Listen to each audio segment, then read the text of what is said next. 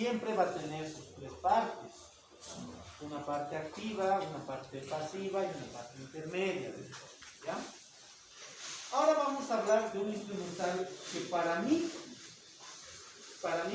es un instrumental bastante importante cuando estemos haciendo nuestra extracción. El que aprendamos a manejar bien este instrumental nos va a garantizar que no tengamos muchas complicaciones en la extracción de las piezas dentales. Es decir, que este instrumental hace la mayor cantidad cantidad de trabajo en la extracción de la pieza dental. Yo diría que dependemos de este instrumento en un 80% el éxito de nuestra extracción. ¿Ya? Y lo vamos a explicar por qué. Pasa.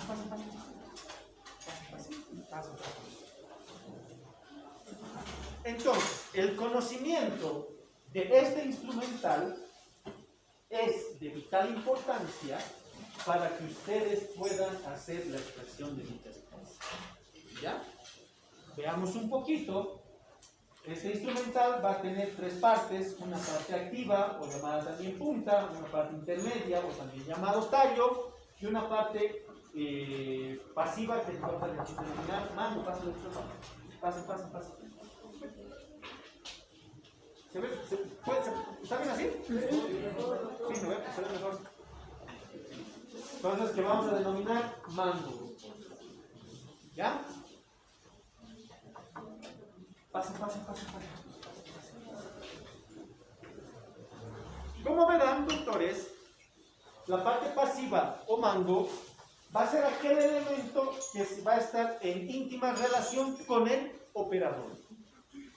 Por lo tanto, va a tener las características, como habíamos indicado, de sujeción del instrumental. Va a tener convexidades, concavidades, que nos permitan sujetar dicho instrumental.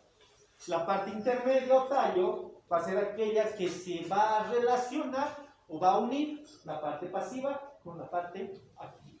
El tallo va a tener, de acuerdo a la función del elevador, puede tener angulaciones o puede ser recto. ¿Ya? Y la parte pasiva,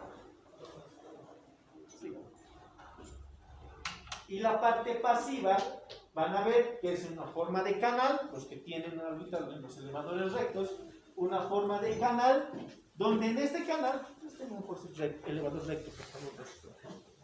Ese también. Los que tengan los elevadores, va a tener una forma de canal, los que están viendo ahorita. Ese canal va a ir siempre en relación a la pieza dentaria y dando la vuelta, la parte posterior. Pasa.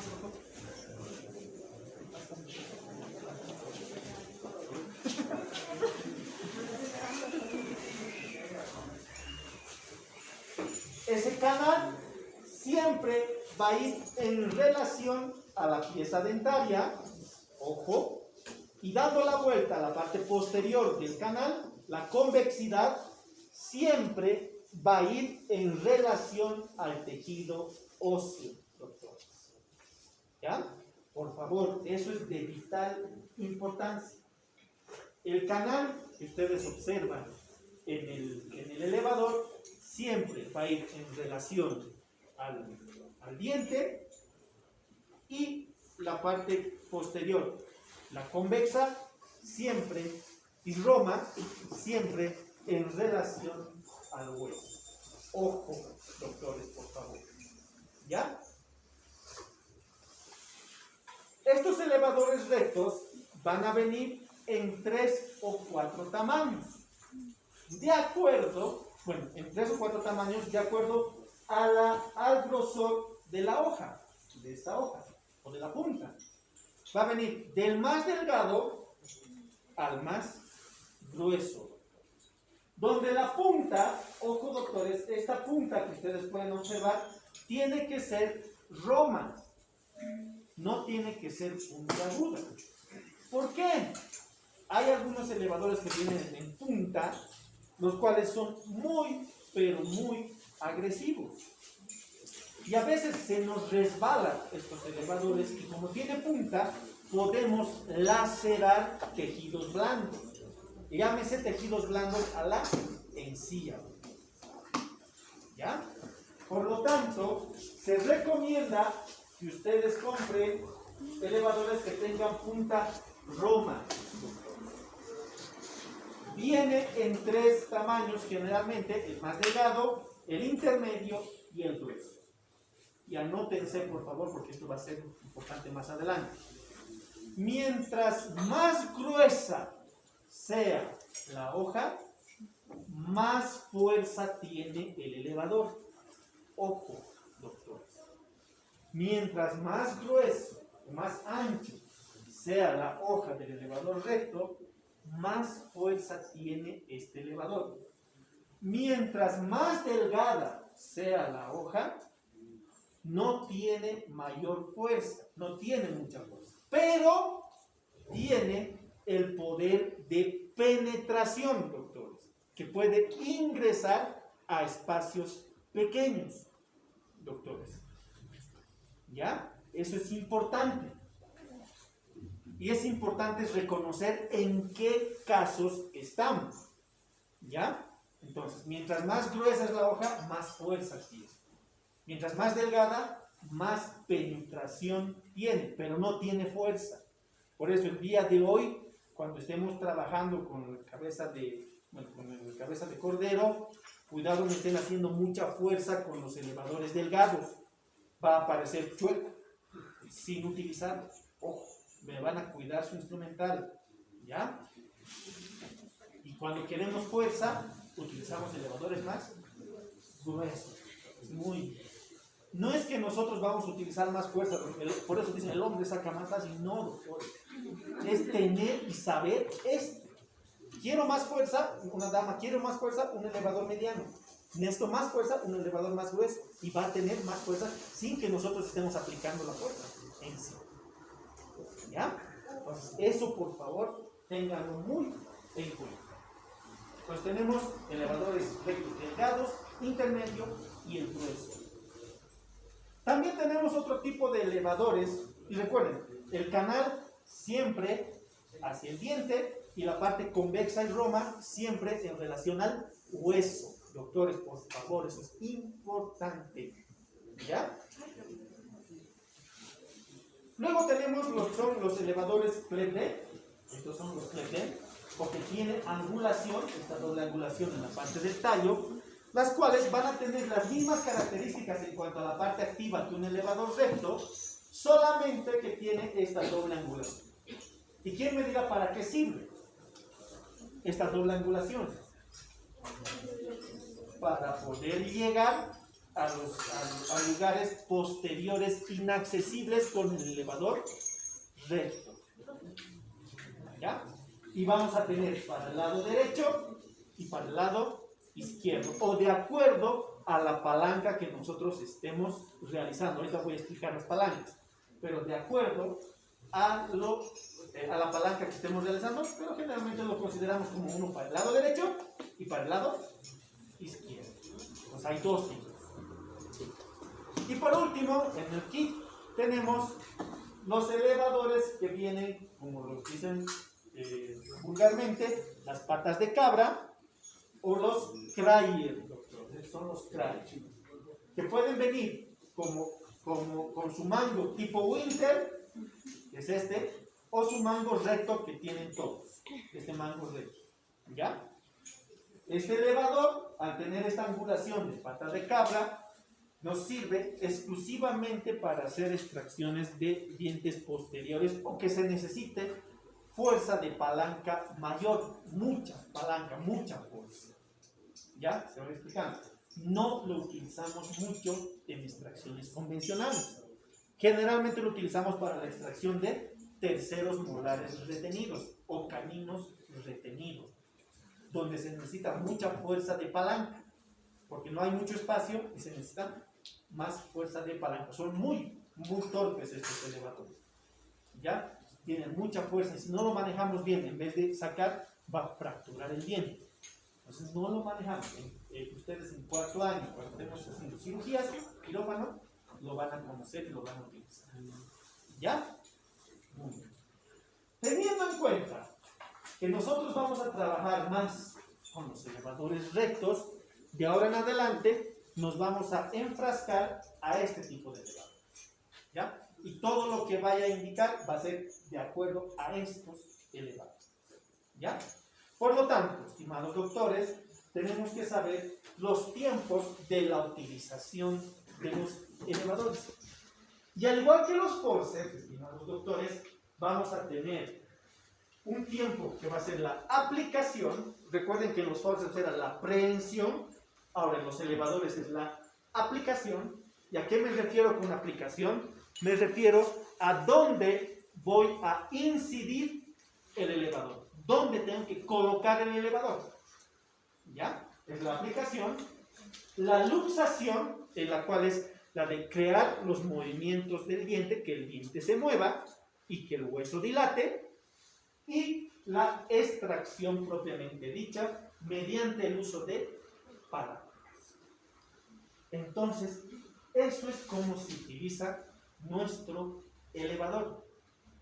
Y así, haciendo un paréntesis, podemos decir que en el protocolo de una extracción simple, ya ahondándonos un poquito en la extracción simple, el uso de los elevadores en el protocolo participa en dos etapas.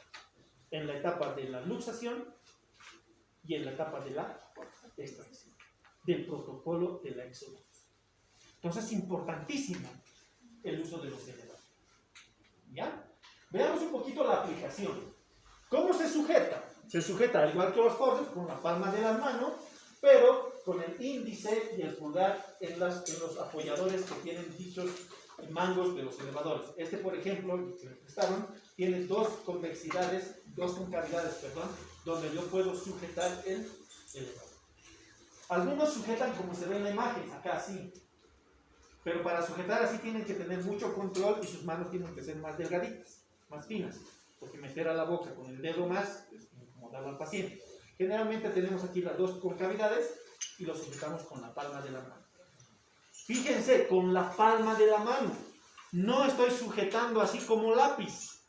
Doctores, cuidado, estén en la cabeza de chancho, así estén jugando. No, doctores, es con la palma de las manos.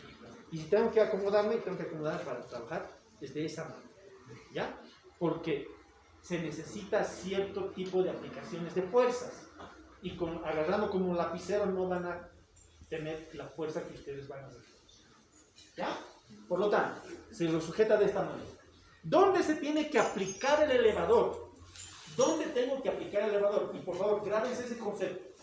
Tenemos que aplicar el elevador donde tengamos mayor resistencia dentaria y mayor resistencia ósea, doctores.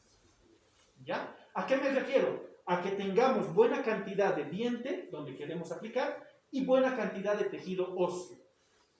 ¿Por qué? ¿Y dónde será? ¿Dónde reunirá esas características nuestra pieza a extraer?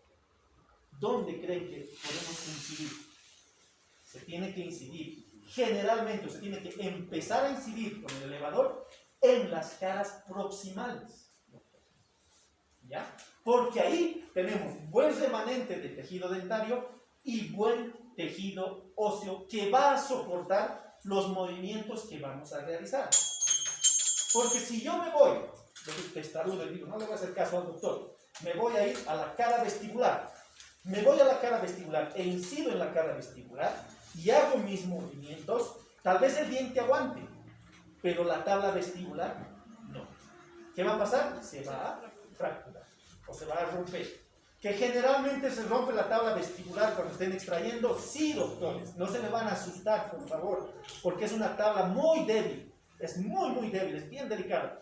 Los que hacen implantes para hacer extracciones post-extracción, inclusive ya se están fabricando extractores atraumáticos, por ejemplo, con el solo motivo de poder conservar la tabla vestibular. Entonces hay un sinfín de instrumentos que nos permite extraer sin fracturar la tabla vestibular. Pero eso es para un tratamiento de especialidad.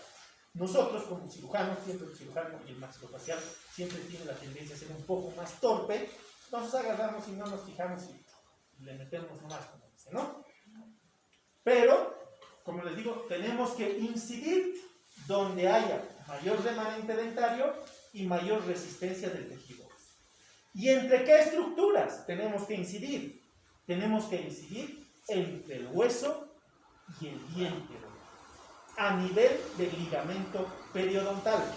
Por eso, la parte convexa, si la parte del canal tiene que ir donde el diente, y la parte roma posterior del elevador tiene que ir al hueso. ¿Ya? Entre el hueso y el diente. ¿Estamos bien hasta ahí? ¿Se está entendiendo, verdad? Fíjense, en las caras proximales. Incidimos en las caras proximales, porque cumple ese requisito. ¿Ya? Pero ojo, el doctor me ha dicho en las caras proximales, yo le meto ahí. No, doctores. Pueden hacer en las caras proximales, mesial y distal, también pueden hacer en palatino, pero nunca en lingual. No me incidan en lingual, doctores, porque podemos resbalar en lingual y podemos dañar lo que es el piso de la boca. ¿Ya? Entonces, eso por favor, recomendaciones que ustedes tienen que anotar. ¿Estamos bien? Vamos bien, ¿no? ¿Verdad, doctores? ¿Se me está entendiendo? Muy bien. Entonces, eso es lo que tenemos que aplicar, doctores. Y al momento de aplicar, doctores, tenemos que hacer ciertos movimientos. ¿Ya? Y para hacer esos movimientos, tenemos que basarnos siempre en este concepto, doctores, en este principio físico. ¿Ya? Porque recuerden, ya estamos aplicando los elevadores donde habíamos indicado. Tenemos que hacer unos movimientos que ahorita voy a explicar, pero con el objetivo de que tenemos que saber que dos cuerpos no pueden ocupar el mismo espacio. Por lo tanto, nuestro objetivo al principio es introducir el elevador en el espacio que está el resto radicular o el diente. Con este principio físico, que dos cuerpos no pueden ocupar el mismo espacio. Si el elevador ocupa el espacio del diente, entonces ¿quién va a salir? El diente, doctor. ¿Ya? Entonces, ese es nuestro primer objetivo, introducir el elevador aplicando en las caras proximales, lo he explicado anteriormente, para que nuestro diente salga y el elevador entre. ¿Ya? Ya había explicado dónde tenemos que poner, tenemos que introducir entre el hueso y el diente, doctor. Siempre, por favor, no se me olviden eso.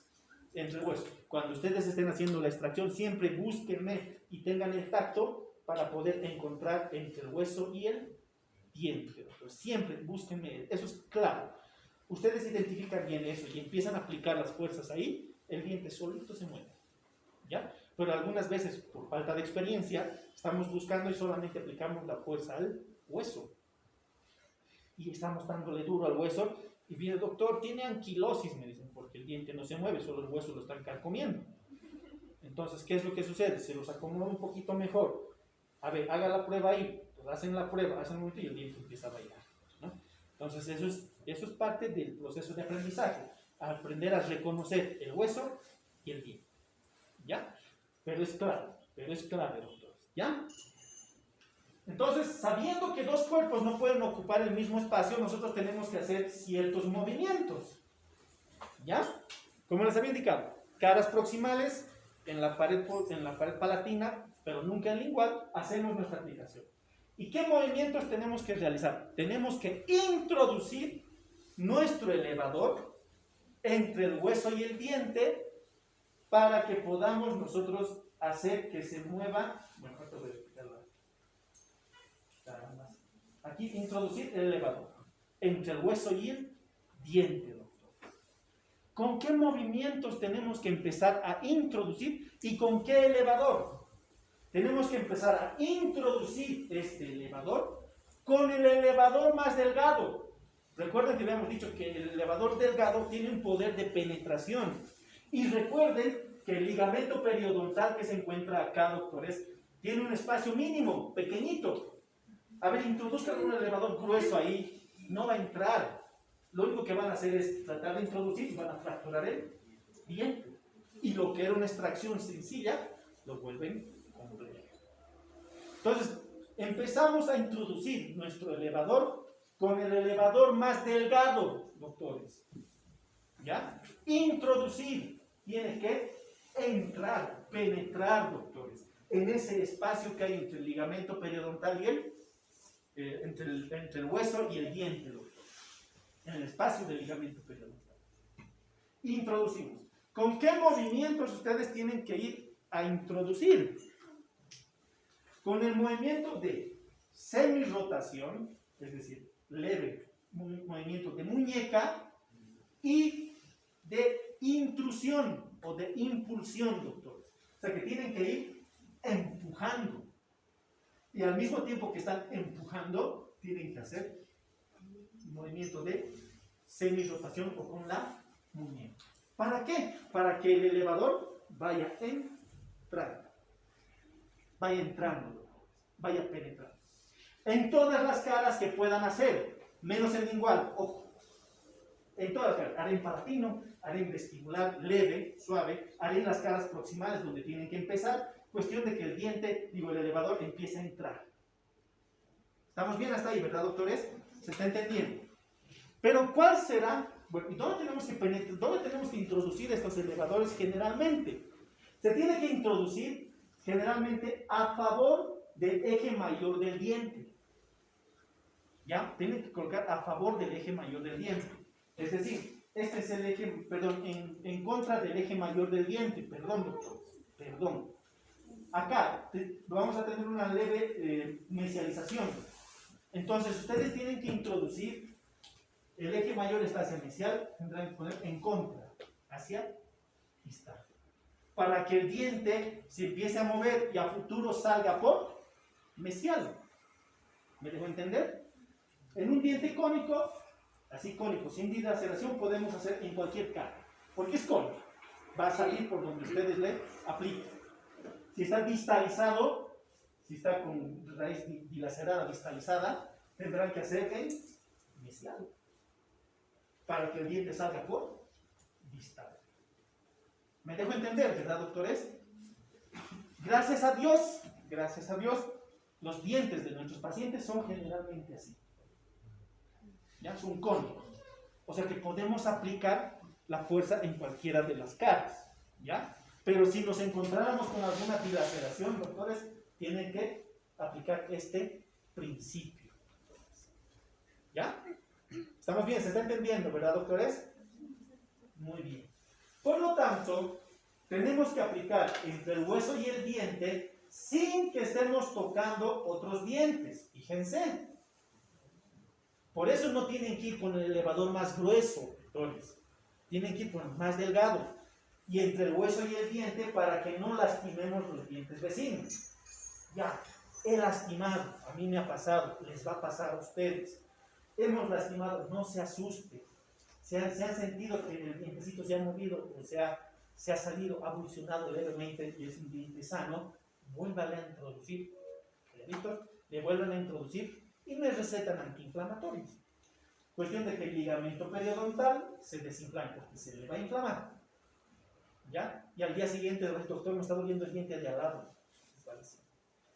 Es totalmente normal si es que le sucede eso. Con el antiinflamatorio todo va a volver a la normalidad en unos cuantos días. ¿Ya? Pero tratemos de evitar, por algo están aquí, por algo se les está enseñando, se les está explicando, y por favor concentrémonos entre el hueso y el diente sin tocar dientes vecinos.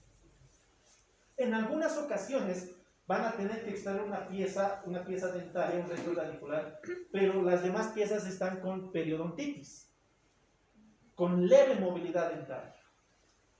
Entonces a veces es inevitable no mover el otro diente.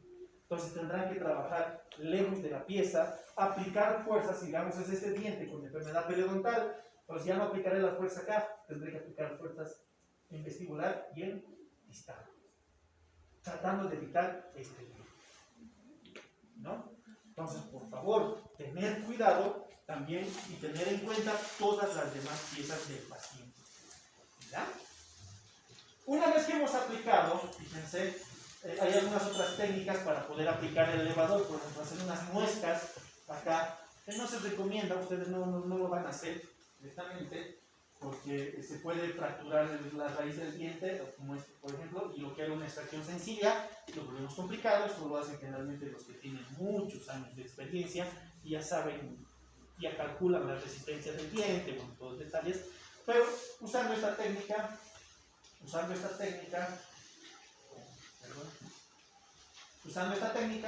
no hay ningún problema, van a poder extraer la pieza. ¿Ya? Entonces, como ya estamos aplicando el diente, ya estamos aplicando el elevador, inmediatamente, y siempre vienen de la mano, esta aplicación, vienen de la mano con la luxación. Siempre vienen de la mano. Es más, están aplicando y están luxando. ¿Ya? Al mismo tiempo. ¿Ya? Me he dejado entender, ¿verdad? Me dejo entender, ¿eh? Aplican la fuerza y están luxando. ¿Y cuáles serán los objetivos de la luxación? Los objetivos de la luxación es que creemos movilidad dentaria de la pieza a tratar y dilatación ósea. Es decir, que con nuestros amigos los elevadores, al momento que estamos aplicando el elevador, estamos haciendo los movimientos de semi-rotación y de intrusión, estamos luxando. ¿Por qué? Porque el diente en ese momento va a empezar a moverse, va a crear movilidad dentaria, y al mismo tiempo el hueso se va a empezar a dilatar, se va a empezar a abrir. ¿Ya? Y por eso tienen que ir por orden secuencial, del elevador más delgado al elevador más grueso.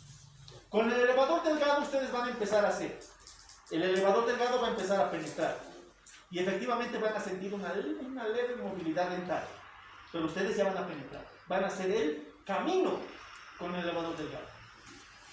Va a haber un momento en el que ustedes con el elevador delgado el diente ya no se va a mover, pero va a tener la dilatación ósea correspondiente, pero el diente ya no se mueve. Inmediatamente cambiamos al elevador mediano, y donde hemos aplicado el elevador delgado, ahí mismo introducimos el elevador mediano, y van a ver que el diente se va a empezar a mover de nuevo y se va a empezar a dilatar más el hueso. ¿Ya? Por eso tiene ese orden secuencial. ¿Ya? Generalmente las piezas dentarias ceden con el elevador mediano, es decir, que ya logramos extraer con este elevador mediano, pero en algunas ocasiones nosotros necesitamos más fuerza. El diente está un poquito voluminoso, el resto radicular está voluminoso, entonces ¿qué hacemos? Nos vamos al más grueso, y donde hemos incidido el elevador mediano, incidimos el elevador grueso, y empezamos a hacer la introducción, y el diente más se va a mover y el hueso más se va a dilatar. ¿Ya? Entonces, esos son los objetivos que tenemos que buscar. Por lo tanto, fíjense, un diente, tenemos que hacer que se mueva el diente, y el diente tiene que quedar así, doctores. Este diente ya se va a mover por todo lado. Tenemos que llegar por lo menos a entre grado 2 y grado 3 de movilidad dentaria antes de pasar a la siguiente etapa. ¿Ya? El diente se tiene que mover, doctor. ¿Ya? Cuidado, en algunas ocasiones, el diente está así, lo acaricio con el elevador, compañeros, lo acaricio así suavito, lo hago, ya se mueve. Y agarro el forceps y quiero extraer, y lo único que, como no se mueve el diente, hago que la corona se estalle, se rompe. Y lo que era una extracción relativamente sencilla, se vuelve completa. ¿Ya? El diente se tiene que mover. ¿Ya? Y vamos a ver en el protocolo quirúrgico por qué se tiene que mover. Entonces tenemos los principios mecánicos, que va a ser la expansión. Tenemos que hacer que se expanda el hueso. Vamos a usar palancas, algunas ocasiones vamos a usar cuñas y ruedas. ¿Cuál vamos a utilizar más con los elevadores rectos? Palancas, doctor. Palancas. Y ahorita vamos a ver. ¿Ya? Entonces usamos más palanca. Por lo tanto, el diente ya se mueve. El hueso ya está abierto. ¿Lo ven? Ahí, bueno, es un protocolo. Ya se mueve el diente, el hueso ya se ha abierto, por lo tanto, nosotros, fíjense cómo se expande el hueso, ya les han notado, tenemos que hacer la extracción con los elevadores. ¿Ya? Y ahí, doctores, se extrae mediante el uso de palancas. ¿Y qué palancas nosotros vamos a utilizar? Las palancas de primer género. ¿En qué consisten estas palancas de primer género? Consiste en que va a tener tres partes. Una que va a ser el apoyo, que va a estar dada por el hueso. Por eso les decía, tenemos que incidir el elevador donde haya mayor resistencia de hueso.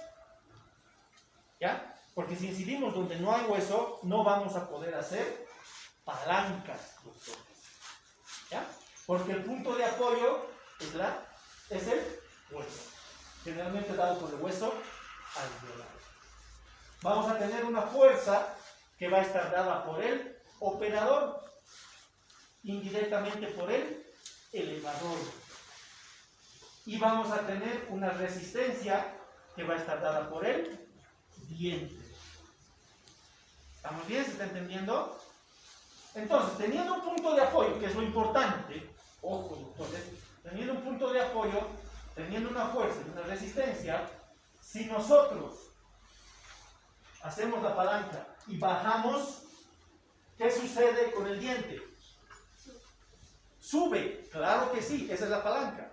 Y como sube, quiere decir que sale. ¿Ya? Entonces, esa es la palanca de primer género, lo que vamos a hacer. Por eso, el diente ya se mueve, ¿verdad? Ya lo hemos luxado. El hueso está dilatado. ¿Qué nos falta?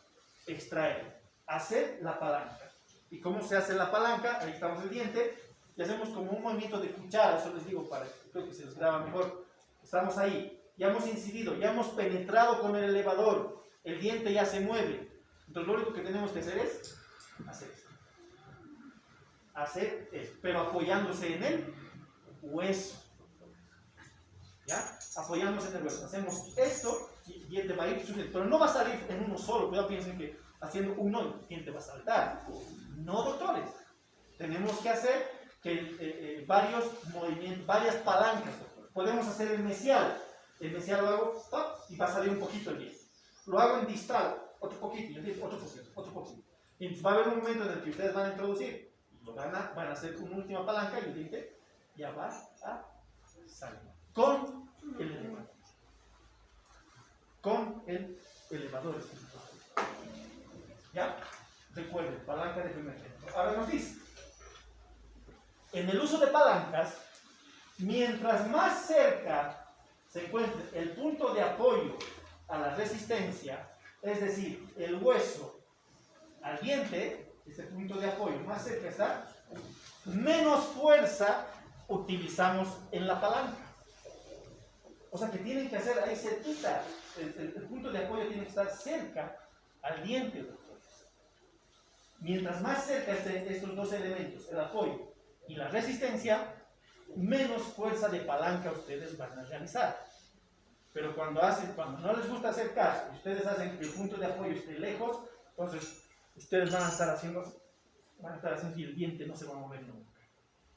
¿Ya? Y ahí es donde los elevadores se doblan. ¿Ya? Entonces, identifiquemos bien el punto de apoyo en relación al diente y hacemos las palancas. Palancas progresivas hasta que el diente vaya a funcionar. ¿Ya? No es en uno solo, ustedes piensan que sacar como un corcho. No, doctor. De a poquito el diente va a ir saliendo. ¿Estamos bien? ¿Se está entendiendo, doctores? Ahí está. Mientras más cerca esté el apoyo de la resistencia, menos fuerza nosotros vamos a dar. En una relación de 4 por 1, eso es lo que quiere explicar el físico. En una relación de 4 por 1. ¿Ya? ¿Alguna duda? ¿Alguna pregunta? Es así como se manejan nuestros elevadores. Esta técnica generalmente la vamos a utilizar en piezas uniradiculares. Pero ¿qué sucederá en piezas multiradiculares? Ustedes dirán, doctor, pero sí ve. Sí, doctores. Podemos llegar en piezas multiradiculares a luxar la pieza dental. Es decir, a crear movilidad dentaria y dilatación ósea. ¿Ya? Extraer con elevadores multiradiculares es un poco complejo porque estamos extrayendo una raíz y la otra raíz no deja salir. Estamos extrayendo la otra con el elevador y la otra raíz no deja salir. ¿Qué hacemos? Ahí podemos hacer una odontosección. Individualizar las raíces y sacar raíz por raíz, doctores, como si fuera un diente uniradicular, que es lo que generalmente hacemos con las piezas multiradiculares. Pero yo quiero sacar las dos raíces unidas. Perfecto. ¿Qué hacemos? Luxación con los elevadores, dilatación ósea con los elevadores, cuestión de que se pueda ver la furca, que podamos observar la furca de las piezas multiradiculares y aplicamos los principios de los forceps. Prensamos, hacemos unos movimientos de luxación y lo ablucionamos. Entonces se combinan los dos instrumentos, tanto el forceps como el elevador. ¿Estamos bien? ¿Se entendió, doctores? ¿Se entendió bastante bien? ¿O hay alguna duda? ¿Estamos bien? Teniendo estos conceptos, antes que se me desmayen,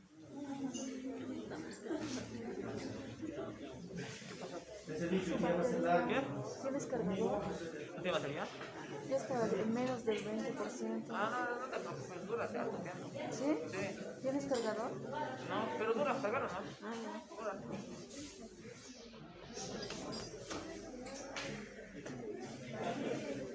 Pero sí está grabando, ¿no? Ah, no te preocupes.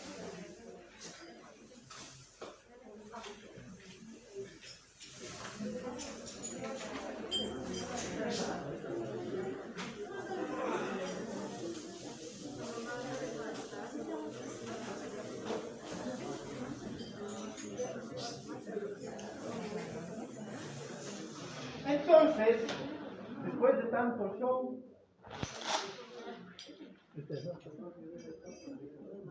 de tanto show, el doctor nos ha tenido macaneando, tenemos que entrar a aplicar estos conceptos.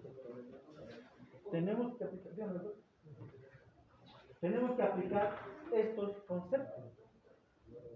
¿Alguien me llama?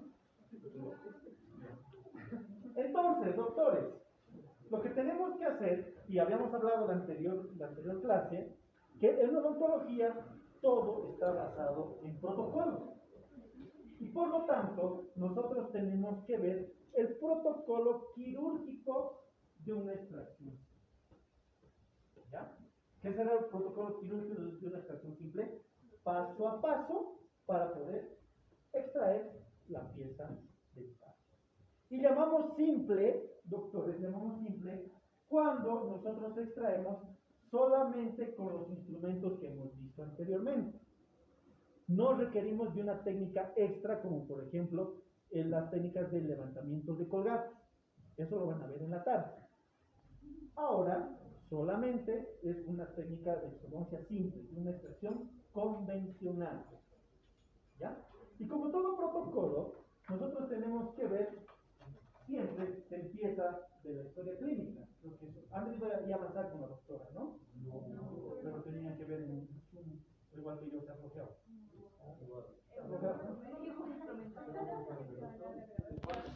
Ah, ya. No, espera. Yo no tengo que dar historia clínica, qué flojo. Cierto, yo lo voy a mandar. La doctora está visitando. Mil disculpas, sí, yo lo digo. Yo creo que eso ya.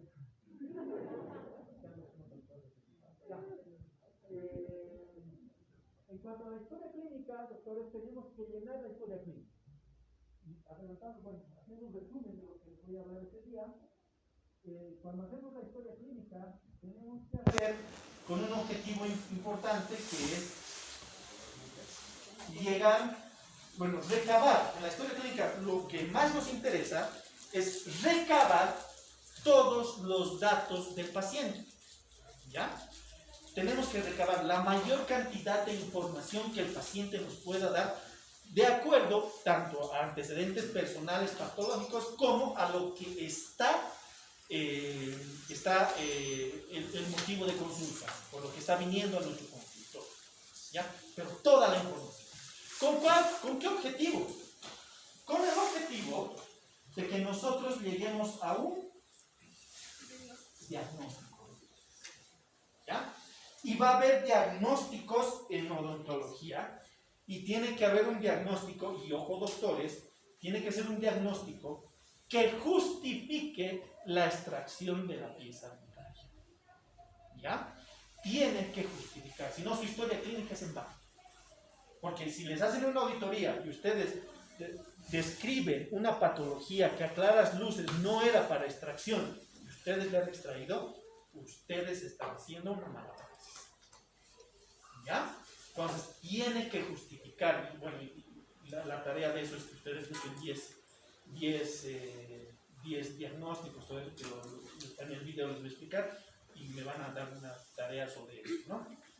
Entonces, en cuanto a eso, un diagnóstico. Y después del diagnóstico, ¿qué vendrá? El tratamiento. ¿Ya?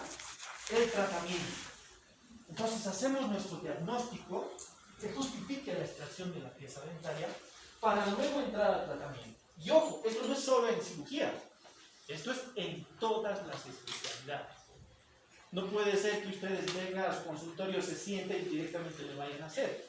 ¿No ve? Tienen que saber qué tiene el paciente para hacer el tratamiento. ¿Ya?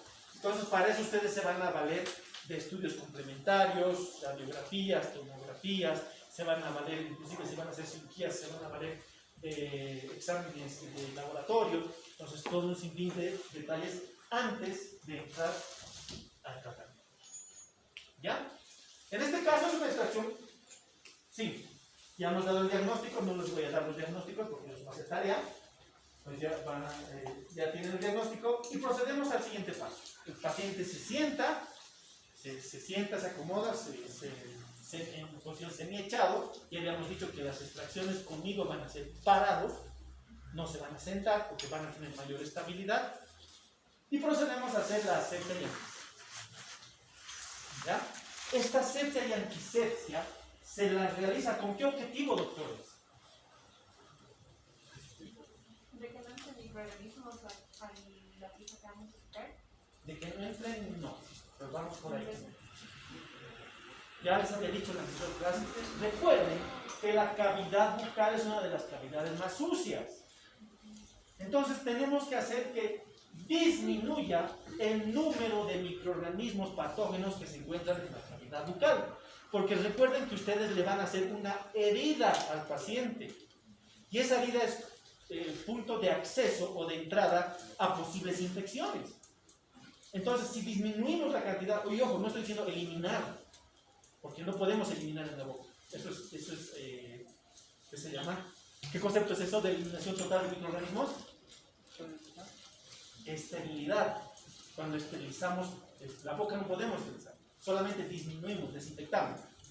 Por lo tanto, estimados doctores, disminuimos haciendo una asepsia y antisepsia de la cavidad bucal y alrededor de la cavidad bucal. ¿Con qué? Generalmente hacemos con clorhexidina al 0,12%, ¿ya?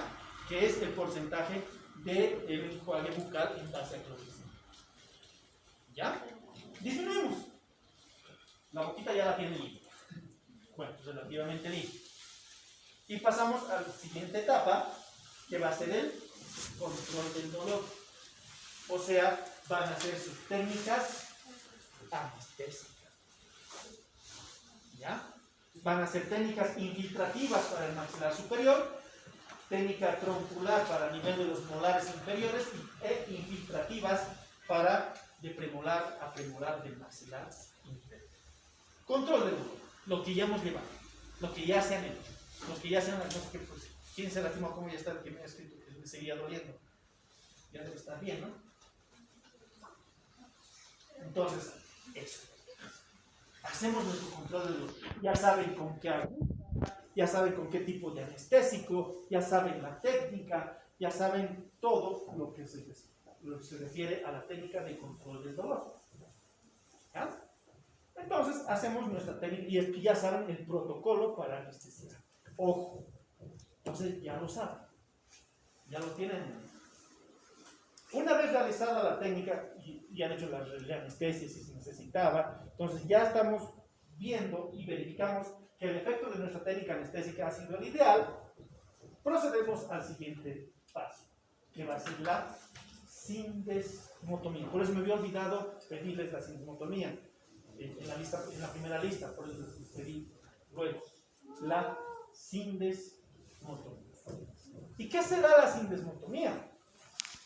La sindesmotomía no es más que la separación o debridamiento de la encía que se encuentra adherida al diente, ojo, no al hueso, al diente, mediante el, ¿qué se encuentra aquí? ¿Qué se llama? El anillo de Colli. ¿Ya? Es un anillo que sujeta o que se adhiere a todo alrededor del diente, la encía con el diente. Ese anillo de Colli hace esa función. ¿Y cuál será el objetivo de hacer la sindesmotomía? El objetivo de la sindesmotomía es crear un acceso, doctores, y que podamos observar la relación que hay entre el hueso y el diente. Es decir, que podamos llegar al hueso y el diente. Por eso hacemos la sindesmotomía, que hacemos la que se desuna, que se desbride lo que es la encía que se encuentra adherida al diente. ¿Ya?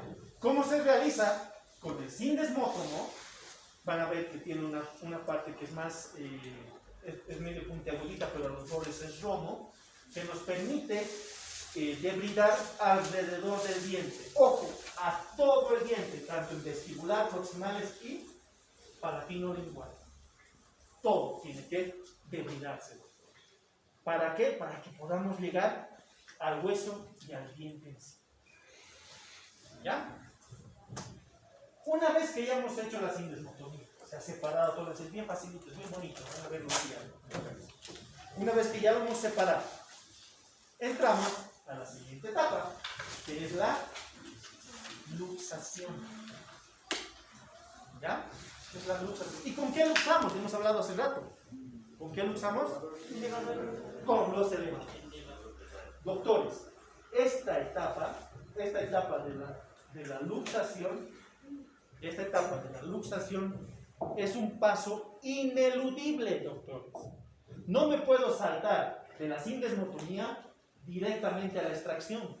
Ojo, no me puedo saltar. Tengo que hacer la luxación con los elevadores, doctores. ¿Con qué objetivo?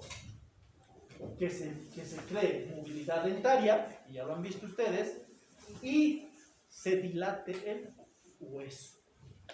¿Cómo? Ya lo hemos hablado hace media hora. ¿Ya? Tienen que aplicar, tienen que hacer los movimientos, que se dilate el hueso y que se mueva el diente. ¿Ya? Que se mueva el diente. Entonces, una vez que ya se mueve el diente, habíamos indicado entre un grado 2 o grado 3, el diente ya se está moviendo, pasamos a la siguiente etapa, que va a ser la extracción.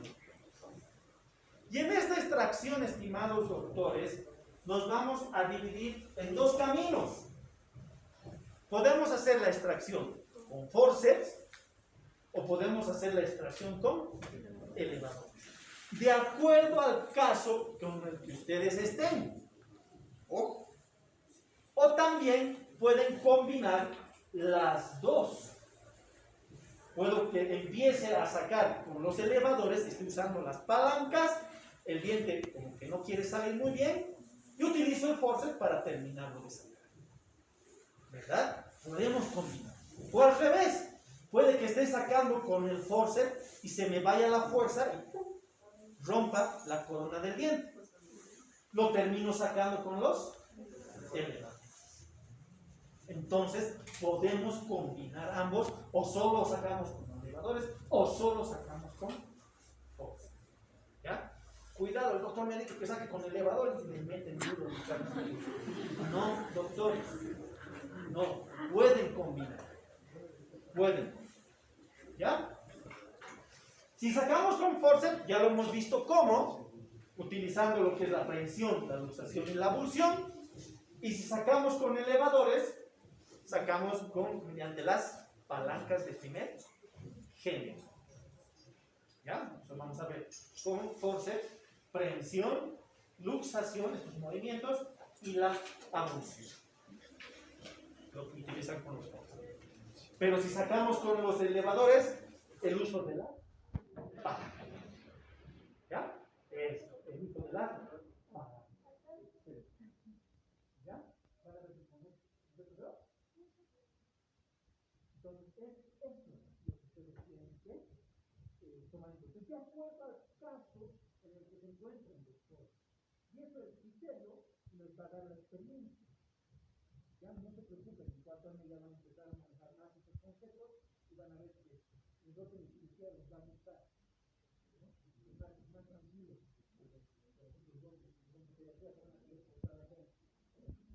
¿Ya? Estamos bien. Y con el ¿ya? Ahora, hasta ahorita, todos conocen. Ustedes ya lo han visto, ya lo hemos visto. Luego tenemos en el siguiente paso, ya lo hemos extraído el bien. Ya hemos extraído el bien. Ya está con forceps, ya está. Ya está el alveolo vacío. Entonces tenemos que hacer el siguiente paso, que es la compresión. ¿Y por qué tenemos que hacer la compresión? ¿Por qué? ¿Y por qué hacemos la compresión? ¿Qué pasará? Recuerden que cuando estamos utilizando los elevadores, hemos dilatado el hueso. Y cuando hemos dilatado el hueso, hemos hecho que se abra, ¿verdad? Y el hueso va a estar ahí, abierto. Entonces, esta etapa es para devolver los tejidos óseos a su lugar donde estaban. Por eso se hace una compresión bidigital de manera suave pero firme. Cuidado, estén apretando bien fuerte para terminar. Es solamente devolver los tejidos óseos al lugar donde estaba el. ¿Estamos bien hasta ahí, verdad, ustedes? Para luego, una vez que ya hemos hecho la compresión, tenemos que hacer el curetaje y el lavado del alveolo. El curetaje y el lavado. ¿Cuáles serán los objetivos que cumple ese curetaje y lavado? Pues primero es para eliminar estos elementos extraños que pueden quedar dentro del alveolo, y llamamos elementos extraños como por ejemplo pedazos de hueso, llamamos elementos extraños como por ejemplo pedazos de diente, que pueden, al momento de hacer la extracción, pueden quedar ahí, o procesos crónicos como granulomas. Entonces, para eso, para eliminar elementos extraños que se encuentren alrededor o dentro de las alveolo, ya sean adheridos o fuera, se pierden. Y para estimular la formación del coágulo. Recuerden que este alveolo va a estar así. Y recuerden que el coágulo es el promotor de la cicatrización. Por lo tanto, nuestro deber es dejar este alveolo lleno de sangre para que se forme el coágulo. ¿Ya? Si lo dejamos vacío, ojo, si dejamos el alveolo vacío y no se forma coágulo, corremos el riesgo de que al día siguiente vuelvan con una alveolitis seca. ¿Ya? Entonces tienen que tomar muy en cuenta cómo se lava. Se procede primero a un curetaje con las curetas de alveolo. Se curetea tanto las paredes laterales como el ápice de la pieza dentaria, o el ápice del alveolo, la parte apical del alveolo. Cureteamos de manera suave pero firme también. Cuidado, no estén queriendo raspar como helado, no, doctores. Se tiene que ir sintiendo hasta que vayan eliminando los elementos que se encuentran ahí y ustedes logren sentir ya un hueso limpio. O sea, es decir, que sientan antiguamente el clic del hueso. Un clic cuando estén raspando. ¿Ya? Una vez eliminado con un primer curetaje, se lava. ¿Con qué lavamos? Con suero fisiológico, con las jeringas Luer. Y se elimina y se lava a una alta presión, es decir, dándole un chorro fuerte.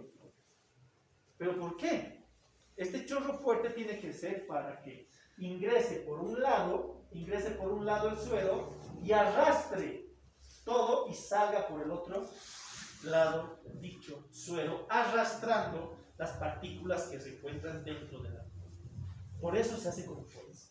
Cuidado, le estén haciendo gotear, se están bañando y no está saliendo los elementos extraños que pueden estar dentro de la piel. ¿Estamos bien, verdad, doctores? Para luego ir a un segundo curetaje, donde ahí nos aseguramos que estamos limpiando bien. Un segundo curetaje, ya con menos fuerza, ya asegurándonos de que esté quedando limpio el alveolo, y nos vamos a un segundo lavado para asegurarnos de que todo esté limpio. Y terminamos, ojo doctores, y terminamos con un tercer curetaje. Pero este tercer curetaje ya no va a ser para eliminar elementos extraños, sino va a ser para estimular al sangrado, para que se forme el coágulo y cicatriz. Entonces tienen que curetear hasta que todo este alveolo se llene de sangre. ¿Estamos bien? ¿Se está entendiendo? Muy bien. Una vez que ya hemos cureteado y hemos llenado de sangre, pasamos al siguiente punto, que es la sutura. Exacto. Puntos de sutura lo vamos a ver en las siguientes clases, puntos específicos se les va a pedir material, puntos en 8, puntos en X, puntos suspensorios, puntos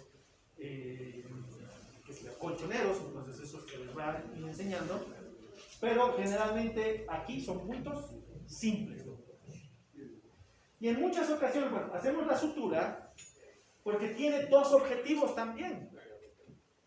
Uno, doctores, es que evita que se introduzcan elementos extraños al alveolo, sirven como una malla protectora, los puntos de sutura.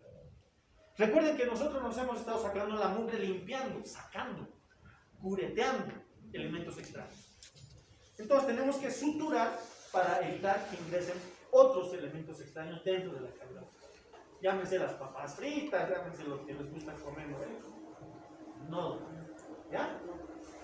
Y como segundo objetivo es que nos ayuda a mantener ese coágulo dentro del alveolo.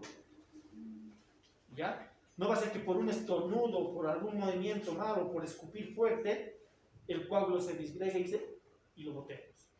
Eso evita la sutura. ¿Ya? Pero doctores, y ustedes se van a dar cuenta hoy día, que muchas veces cuando extraemos los molares, por ejemplo, que queda un alveolo bastante amplio. Y cuando estamos suturando, no logramos como esto juntar los labios de la herida. Pero igual se sutura, doctores. ¿Ya? Por esto, para que sirva de una malla protectora. ¿Ya? No se va a juntar los labios de la herida, pero igual tenemos que suturar.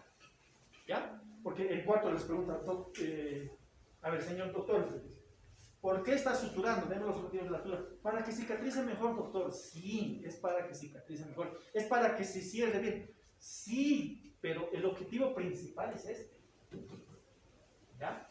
Y cuidando esto, vamos a garantizar de que cicatrice bien, de que se cierre más rápido, entonces todo eso. Pero estos son los objetivos. ¿Ya? Entonces, por favor, no quiero escuchar esas respuestas al siguiente año. Entonces, ya saben, se les está enseñando a todito. ¿Ya? Antes solo los 10 nomás que se salvaron. A todos. ¿Estamos bien? Por más que no se pueda juntar los labios de la herida, igual tenemos que suturar 2, 3 puntos, los que sean necesarios para que podamos nosotros garantizar estos objetivos. ¿Ya? Para luego, ¿está claro? No está claro, que hoy estamos terminando. Para luego, ¿está claro, verdad? Entramos, ya está suturadito, el paciente ya está relajado, ustedes ya se limpian el sudor, ya está todo bien. Entramos a la siguiente etapa, que es la medicación. ¿Ya? Y en la medicación, estimados doctores, para medicar a un paciente se tiene que ver diversos factores, doctores. ¿Ya? Como por ejemplo, el grado de complejidad de la extracción, el tiempo que hemos realizado la extracción y también el posible trauma que hayamos realizado en el paciente. ¿Ya? Por lo tanto, teniendo esos conceptos en la cabeza, estimados doctores, vamos a trabajar con 3 grupos de medicamentos: antibióticos, antiinflamatorios y analgésicos. ¿Ya? No les puedo dar yo una receta, decirles, ¿saben qué? Usted va a recetar siempre esto, porque cada paciente es individual, doctores. Y ustedes tienen que saber reconocer y diferenciar el caso de cada paciente. Por decir, puede ser por el tiempo que hemos tardado en extraer, porque no va a ser lo mismo que hayamos tardado 2 horas en un paciente y en otro paciente 15 minutos. El trauma es diferente. El grado de trauma que hemos creado, en ese de 2 horas podemos haber palanqueado, usado los postes y todo eso, y en este otro paciente directamente con el elevador haya salido bastante rápido. O podemos ver el grado de complejidad, no es lo mismo un tercer molar retenido que un diente simple, una extracción de un molar extraído simple. Entonces eso se tiene que ver para el uso de la medicación.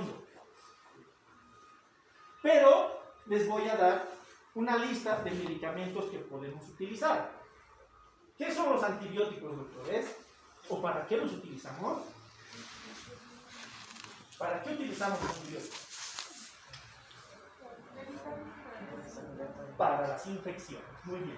Los antiinflamatorios, para la inflamación. Muy bien. Y los analgésicos, para el dolor. Entonces tenemos claro para qué nos sirve cada uno de estos grupos, ¿verdad? Muy bien. Veamos entonces los antibióticos, que son para las infecciones. Porque cuando se les pregunta en cuarto año, les dice, doctor, ¿qué va a recetar? Doctor, tiene una infección. Ah, ya, muy bien. ¿Qué va a recetar? Ibuprofeno.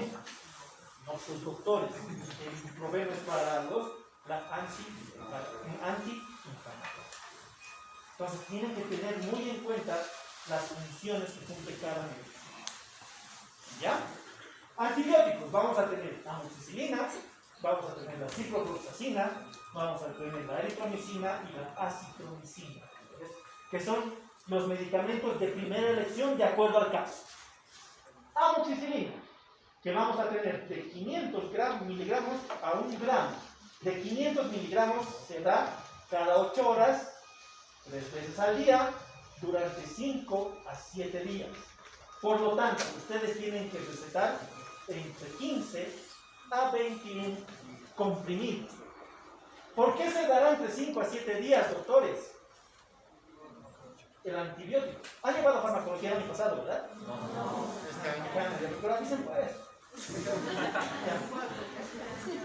Este año van a llevar, ¿no? Sí. Ya, perdón. Se da entre 5 a 7 días, estimados doctores, porque es la dosis o es el tratamiento completo de los antibióticos. ¿Ya? Si ustedes recetan menos, 3 a 4, pobrecito mi paciente no va a poder pagar, le daré 3 días más.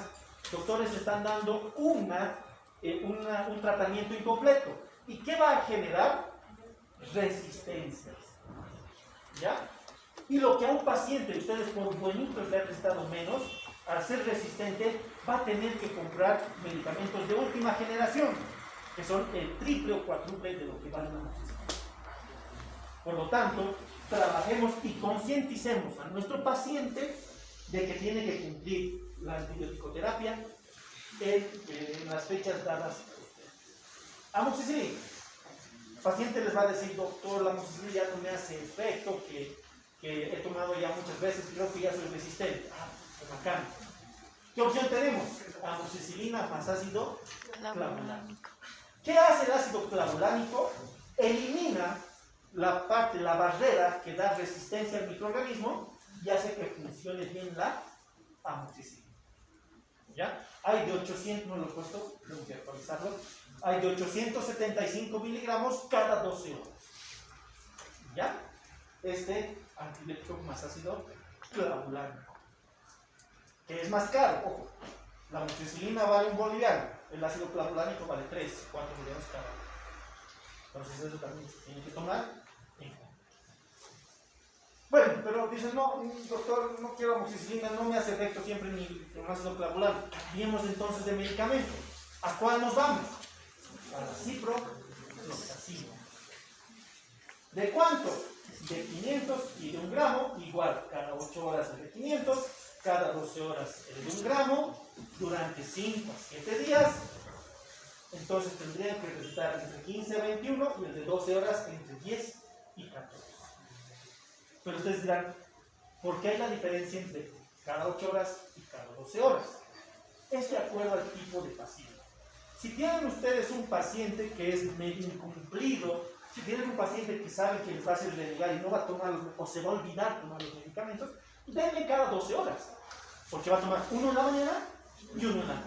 Uno al levantarse y uno en la noche antes de dormir. Pero si ustedes tienen un paciente que es responsable, puntual, entonces que saben que va a cumplir con su medicación, denle cada 8 horas. ¿No? Lo mismo, estas dosis nos permiten mantener los niveles de concentración del medicamento en sangre durante este tiempo, durante 8 horas y durante 12 horas. Por eso hay más dosis acá. ¿Ya? Cuidado, como en algunos memes, le voy a dar de un gramo para sorprender a la bacteria. No, doctor. No, ya, cuidado. Es meme nomás. Cuidado. ¿Ya? No. Esos gramos nos garantizan que de 500 va a estar 8 horas en sangre. Por eso, cada 8 horas tenemos que volver a dosificar. Y el otro, cada 12 horas, volver a dosificar. ¿Ya? Se olvida, ya pues los niveles del medicamento han bajado y la infección puede volver. Entonces, eso es lo que tienen que tomar en cuenta, doctor. Ciprofloxacina, cuando queremos cambiar de medicamento, qué macana. Ahora el paciente dice, doctor, soy alérgico a la amoxicilina o soy alérgico a la ciprofloxacina, porque son los dos del mismo grupo. ¿Qué macana? ¿Y ahora qué hacemos? Pues vamos a la eritromicina, cuando el paciente es alérgico. ¿Ya? La eritromicina. Lo mismo, misma dosis de 500 y de 1 gramo, cada 8 horas, cada 12 horas, la misma dosis de la eritromicina. Generalmente se usa esta eritromicina en pacientes alérgicos a la penicilina, que es el derivado de estos dos. ¿Estamos bien? ¿Se entiende? Muy bien. Y les dice, doctor, mire, soy resistente a todo. No me hace efecto nada de lo que me está restando, doctor. Entonces tenemos que recurrir a la acitromicina, que es monodosis. Fíjense, una dosis, una vez al día, porque es muy fuerte. Han debido tomar, esta acitromicina estaba de moda para lo que es el COVID, ¿verdad? Entonces todos compraban acitromicina y tomamos, es monodosis, es fuerte el medicamento y solamente se da entre 2 a 5 días, una vez al día. ¿Ya? Una vez al día. Cuando todo ha fracasado, utilizamos la acitromicina. La acitromicina, si fracasa la acitromicina más, derivemos a un maxilofacial. ¿Ya? Porque ellos ya van a trabajar con medicamentos intravenosos. ¿Ya? ¿Estamos bien hasta ahí? ¿Se entiende, doctores? ¿Se está entendiendo? Estos antibióticos, cuando hay presencia de infección o cuando querramos prevenir una posible infección. Es decir, yo he tardado como 3 horas en sacar un diente, pero lo he logrado, pero ahora sé que como he trabajado mucho, he lastimado, entonces va a haber una posible infección. ¿Qué le doy? ¿Ya? Pero si no, si ha sido un tratamiento relativamente sencillo y el paciente no ha tenido antecedentes de infección, no ha tenido antecedentes de que se le ha hinchado la cara, no es necesario prestar antibiótico.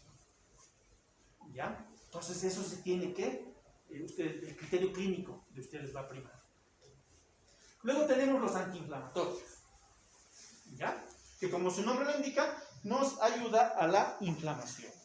Ojo, la reacción inflamatoria es una respuesta del organismo que es positiva, que es buena, doctores. Porque con la inflamación hace que las células inflamatorias llaman a las células de defensa. Estoy diciendo, he sufrido una agresión en el cuerpo, he sufrido una agresión, vengan a defenderme. Por eso se inflama. ¿Ya? Por eso se inflama. Es buena. Pero generalmente estas células reaccionan exacerbadamente. Se inflaman mucho. ¿Ya? Y eso es lo que nosotros no queremos, crearle incomodidad al paciente.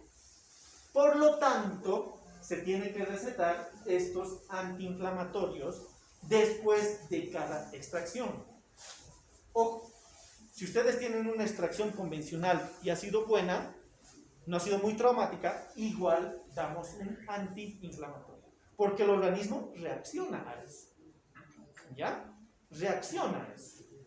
Por lo tanto, tenemos el ibuprofeno, el diclofenaco y el meloxicam como de primera elección. Ojo, son medicamentos de primera elección y que van a utilizar en cirugía bucal, doctores. ¿Ya? Para periodoncia, también se utilizan generalmente estos medicamentos, pero yo les estoy dando medicamentos específicos para cirugía bucal. Que los de periodoncia también trabajen, ¿no? Que serían 4. ¿No? En ese sentido, doctores, tenemos ibuprofeno, diclofenaco, meloxicam. El ibuprofeno vamos a tener números pares para que se acuerden. Números pares. 2, 4, 6 y 8. De 400, de 600 y de 800. Esas dos indicaciones. De 400 cada 8 horas, 3 veces al día. De 600 cada 8 horas, 3 veces al día. Y de 800 cada 12 horas, 2 veces al día. ¿Durante cuánto tiempo? 3 días. Ustedes dirán, ¿pero por qué 3 días, doctores? Son 3 días porque generalmente la inflamación, el posoperatorio de las extracciones, se manifiesta en las primeras 48 horas, los primeros 2 días. ¿Ya? Por lo tanto, tenemos que tenerlo cubierto a nuestro paciente estos 2 días. Y por si acaso se le da un tercer día. ¿Ya? Para que el paciente no tenga ningún problema. ¿Ya? Si pasados los 2 días el paciente no les molesta, quédense tranquilos, el paciente está cicatrizando bien. Pero si el paciente les llama al día siguiente, ay sí, pues ya, asústense y digan, no, ojalá no sea una angiolitis. ¿No? Entonces son tips, son maneras de anticiparse a lo que está pasando en el paciente. ¿Ya? Muy bien, entonces tenemos de 4, 6 y 8. 3 días. Y el de 12 horas cada 2 días. Pero, doctor, ¿por qué tenemos 2 de 8 horas? Es de acuerdo al criterio clínico que ustedes van a ver. Si ha sido una extracción convencional normal o relativamente sencilla, podemos dar el de 400. Pucha, pero si ha sido una extracción compleja, le damos de 600. Más dosis. Más dosis, ojo, más dosis en el mismo tiempo. Es decir, va a potenciar más al... El ibuprofeno tiene 3 características, ¿verdad? Es analgésico, es antiinflamatorio y antipirético. ¿Ya? Entonces, por eso cuando van a la caja, cuando van donde el médico, dicen, me duele la rodilla, ibuprofeno. Me duele la garganta, ibuprofeno. Tengo fiebre, ibuprofeno. Por eso es todo ibuprofeno, porque tiene esas bondades el ibuprofeno. ¿Ya? Entonces, eso tiene que tomar muy en cuenta ustedes. Doctor, no me gusta el ibuprofeno, que no me hace efecto, y la verdad todos hacen efecto, solamente que algunos tienen cierta tendencia. Pues no quiero ibuprofeno, doctor. Perfecto, le damos diclofenac. Y vamos a tener de 50, de 75 y de 100, con las mismas características que de arriba, cada 8 horas y cada 12 horas durante 3 días. ¿Ya? Estos dos, tanto el diclofenaco como el ibuprofeno, cumplen las mismas funciones. ¿Ya? Pero son gastrolesivos. Van a escuchar a sus papás decir: el ibuprofeno me hace doler el estómago, me produce gastritis. Entonces, en la historia clínica ustedes ya tienen ese dato de la gastritis del paciente. Entonces, no se recomienda recetar estos dos medicamentos en pacientes que tienen antecedentes de gastritis. Y entonces, ¿qué les receto? A nuestro amigo el meloxicam. ¿Ya? Recetamos el meloxicam de 15 miligramos, lo mismo, mismos principios, cada 8 horas durante 3 días. ¿Ya? En pacientes con problemas gástricos. Si no tienen problemas gástricos, métanle ibuprofeno, diclofenac. Métanle, no se preocupen. ¿Ya? Pero les comento que la mayoría ya tiene así, defectuoso del estómago. Y por último, tenemos a nuestros analgésicos. Que esto les encanta tomar a todo el mundo y les encanta recetar a los farmacéuticos. Me duele el codo, ketorol. Me duele la garganta, ketorol. Me duele el ojo, ketorol. No, doctores. Cuando nosotros utilizamos analgésicos es para potenciar y controlar el dolor, doctores. Potenciar al antiinflamatorio, perdón, y controlar el dolor. No es que ustedes van a recetar, ojo, no es que ustedes después de una extracción van a recetar un analgésico. No, doctores, porque ustedes pueden esconder la infección que está causando el paciente. ¿Ya? Es decir, ustedes le recetan, le hacen una extracción y le recetan analgésicos, al paciente no le va a doler. No le va a doler mientras esté el efecto del analgésico. Pasa el efecto del analgésico y el dolor vuelve intensamente. Es porque están escondiendo la patología de origen, que sería una infección o una inflamación. Por eso, cuando ustedes utilicen analgésicos, es para controlar estrictamente el dolor, doctor.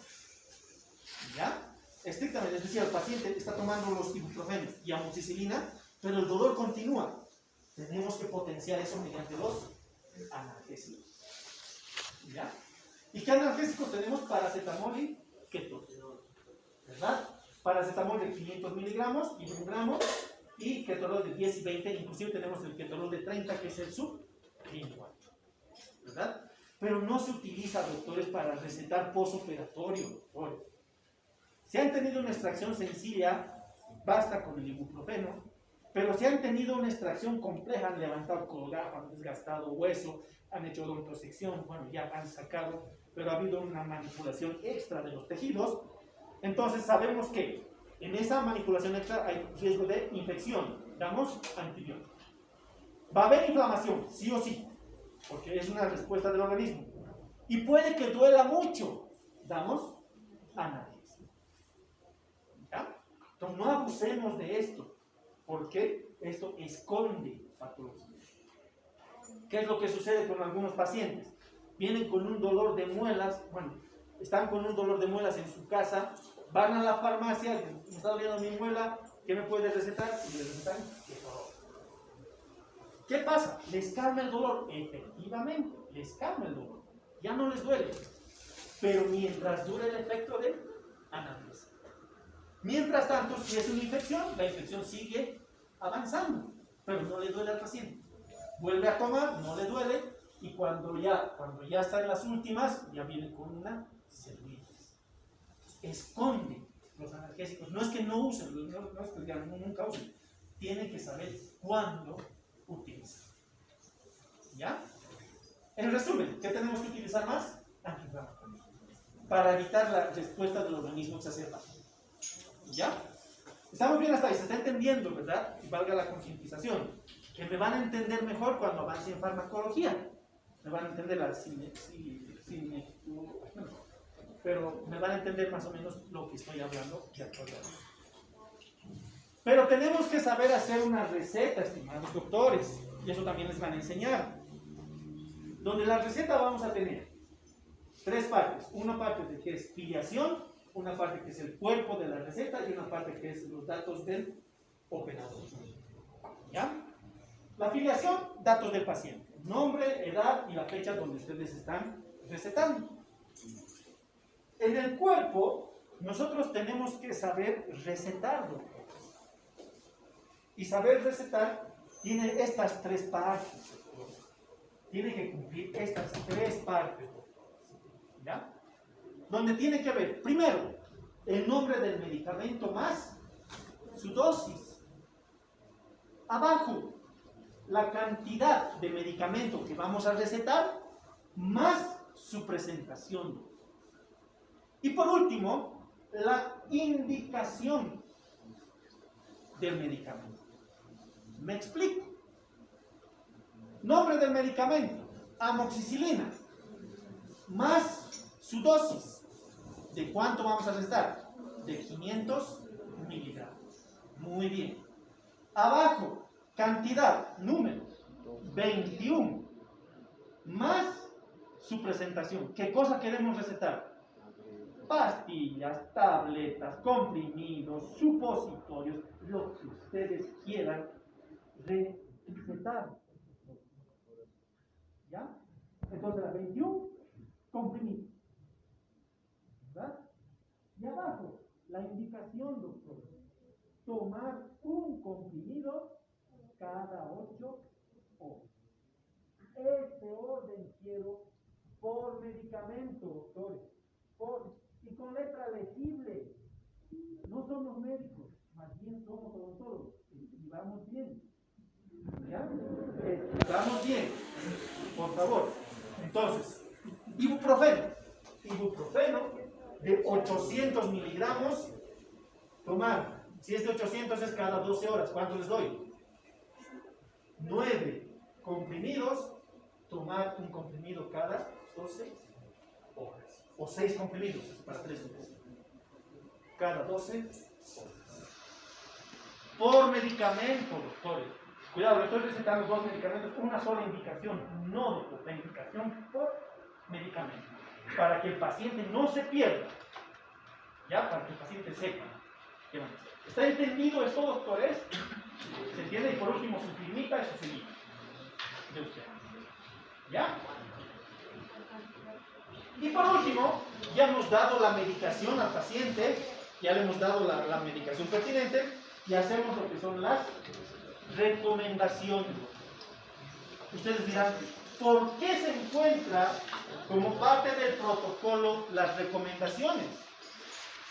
¿Por qué se encontrará como parte del protocolo? ¿Por qué será obligatorio dar las recomendaciones?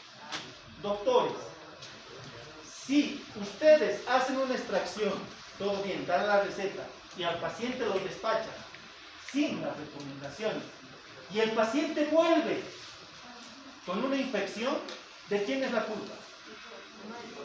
De ustedes, de nosotros como profesionales. Y vamos a tener que curar y de manera gratuita para que no moleste un sinfín de que se desenvuelven estos problemas que se desenvuelven. Pero si ustedes han dado las recomendaciones, y mejor si es escrito, si ustedes han dado las recomendaciones y el paciente vuelve con una infección, ¿de quién es la culpa? Del paciente. Ustedes le cobran el doble. Le cobran lo que es. ¿Ok? Entonces recomienden, doctores. Recomienden. ¿Y en qué se va a basar? En la dieta, en la actividad física y el reposo. Tendrán que indicar una dieta basada en alimentos blandos y blancos. Y tibios. ¿Ya? Y tibios. No calientes, porque recuerden que los alimentos calientes exacerban a la inflamación. Entonces, todo tibio, blando y blanco en la dieta. ¿Durante cuánto tiempo? 3 a 4 días tiene que ser en la dieta. ¿Ya? O hasta el retiro de puntos, que generalmente es a los 7 días. ¿Ya? Actividad física. Tiene que evitar toda la actividad física que conlleve el aumento de la presión arterial, doctor. Es decir, hacer deporte, jugar, estar bajo el sol, elementos que vayan a elevar la presión y hagan que por ese aumento de la presión se pueda salir el coágulo. Además, añadir aquí que no escupa con fuerza porque creamos presión negativa en la boca y podemos eliminar lo que es el coágulo que se está formando en el halo. Y por último, tenemos el reposo. Este reposo tiene que ser por lo menos estricto las primeras 24 horas y ir normalizando su actividad durante el resto de los días. ¿Estamos bien? ¿Se entendió? Recomendaciones, ¿no? Y cuando hablamos de alimentaciones, la yahua, alimentos que irritan, por ejemplo, yahua, cebollas, ajís, condimentos, dieta blanda, blanca, fría o tibia, ¿ya? Que es lo que más falla en los pacientes. Entonces no se cumple. ¿Alguna duda? ¿Alguna pregunta?